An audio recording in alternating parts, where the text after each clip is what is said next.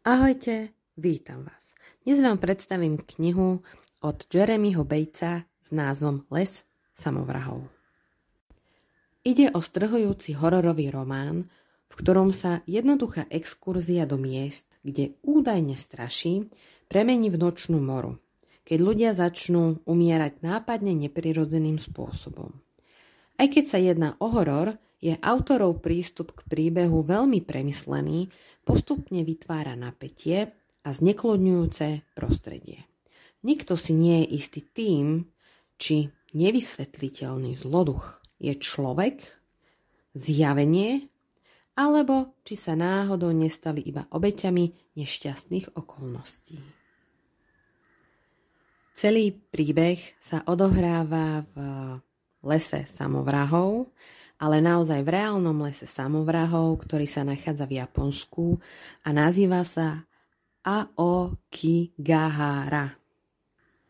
Takže ak budete mať cestu do Japonska, les samovrahov vás určite privíta.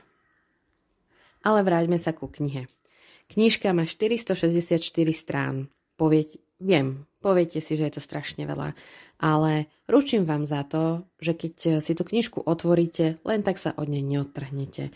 Takže tých zhruba 500 strán zlusknete ľavou zadnou.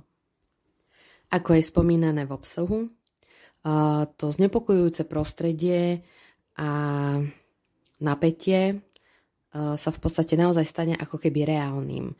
Lebo Jeremy je naozaj v tomto fantastický autor, že vás tak vtiahne do toho deja, tak je to opísané, že jednoducho si nemôžete pomôcť a musíte tú knihu čítať ďalej, až sa dostanete na koniec.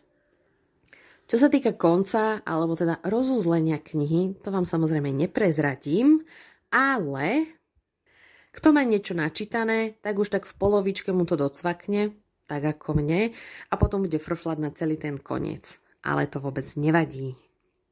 Kto nikdy nič také nečítal, bude prekvapený a s hrôzou bude čítať do konca tej knižky a s nervozitou v očiach.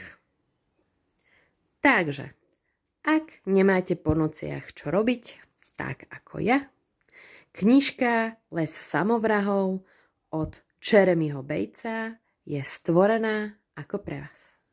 Ja vám ďakujem za pozornosť a počujeme sa na budúce.